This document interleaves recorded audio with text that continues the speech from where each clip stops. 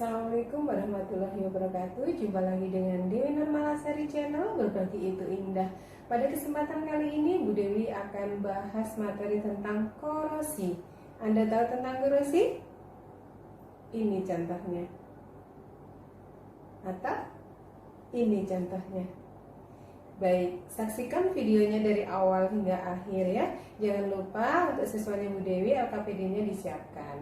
Oke? Bismillahirrahmanirrahim. Kali ini kita akan belajar materi korosi. Siapkan catatan dan juga LKPD-nya. Oke?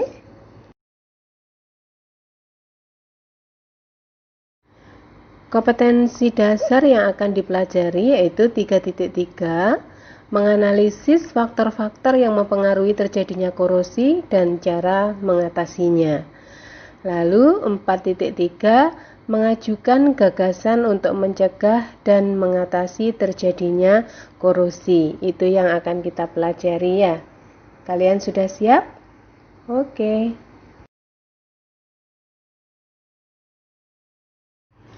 Apa itu korosi? Tadi di awal sudah Bu Dewi berikan contoh ya, korosi yang terjadi dalam kehidupan sehari-hari. Korosi adalah kerusakan atau degradasi logam akibat reaksi redoks antara suatu logam dengan berbagai zat di lingkungannya yang menghasilkan senyawa-senyawa yang tidak dikehendaki. Itu adalah definisi dari korosi.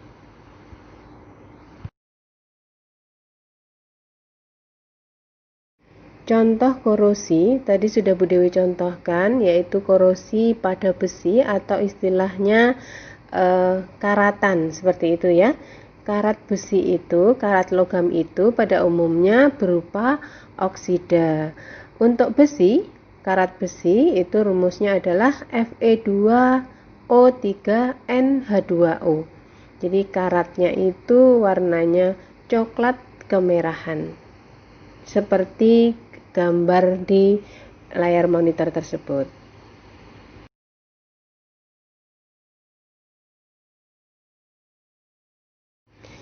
Apa yang menyebabkan terjadinya korosi?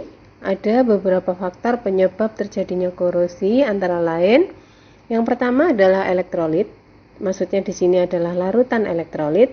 Yang kedua, permukaan logam yang tidak rata, air dan kelembapan udara di sekitar logam, kemudian faktor pH atau derajat keasaman, terbentuknya sel elektrokimia, dan mikroba.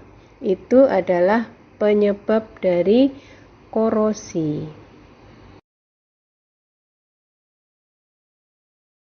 Berikut ini Bu Dewi contohkan proses korosi karena kontak langsung dengan elektrolit. Di monitor kalian bisa lihat gambar kapal yang berkarat ya. Keberadaan elektrolit seperti garam dalam air laut dapat mempercepat laju korosi.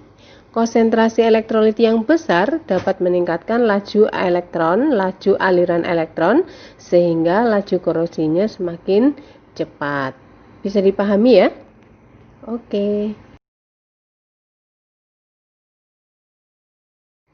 Selanjutnya proses korosi karena permukaan tidak rata. Ini Bu Dewi contohkan mur baut. Itu namanya mur baut ya. Permukaan logam yang lebih kasar atau permukaannya tidak rata, ini menimbulkan beda potensial. Hal ini akan menyebabkan kecenderungan untuk membentuk kutub-kutub. Kemudian terjadi reaksi redoks di anoda dan katodanya, sehingga memicu terbentuknya korosi pada logam. Seperti itu. Bisa dipahami? Oke. Selanjutnya, proses korosi karena kontak langsung dengan air. Air dan kelembapan udara memegang peran penting pada proses terjadinya korosi. Semakin tinggi kadar uap air di sekitar logam, maka semakin mudah logam mengalami korosi. Jika logam berada di daerah yang memiliki kadar air rendah, seperti di gurun misalnya, proses terjadinya korosi akan berjalan lebih lambat. Oleh karena itu, barang-barang yang terbuat dari besi simpanlah di tempat yang kering dan tidak lembab agar tidak mudah berkarat. Seperti itu.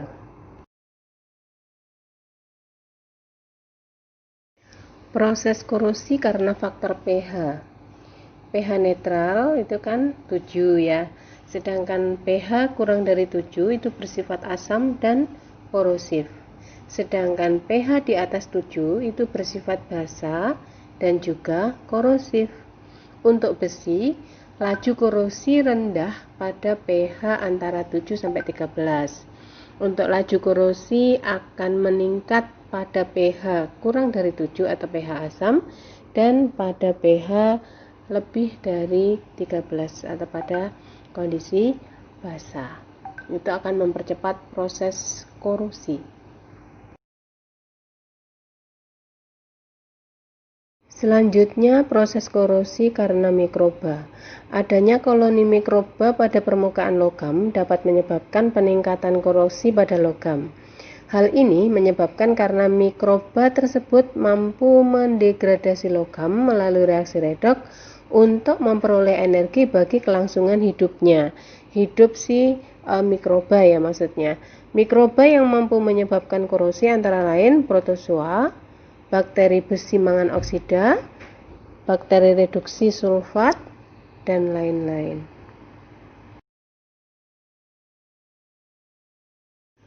Proses korosi karena terbentuknya sel elektrokimia. Terbentuknya sel elektrokimia ini dilatar belakangi oleh adanya dua permukaan logam yang saling bersinggungan. Jika permukaan logam yang bersinggungan memiliki perbedaan potensial elektroda, maka akan terbentuk sel elektrokimia.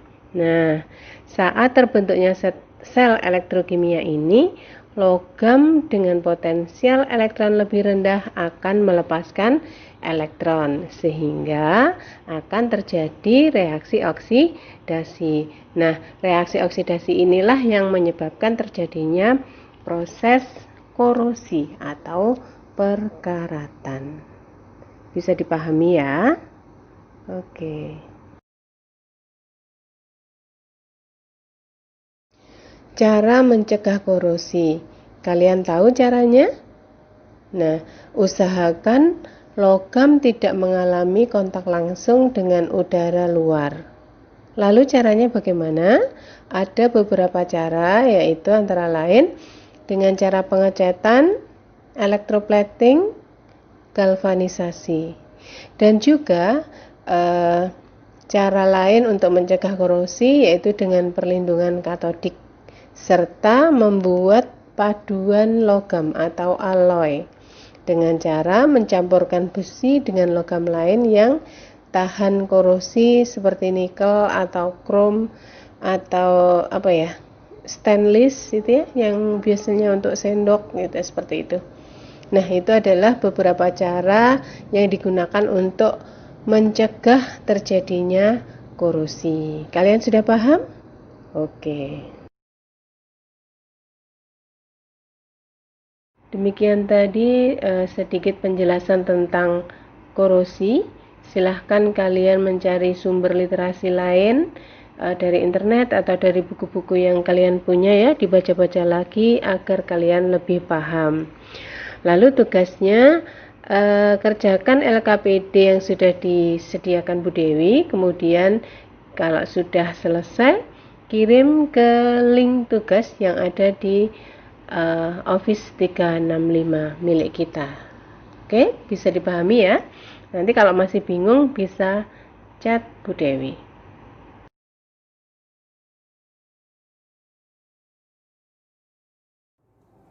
Terima kasih telah menonton video ini dari awal hingga akhir. Jangan lupa subscribe, like, dan share. Terima kasih. Akhir kata, wassalamualaikum warahmatullahi wabarakatuh.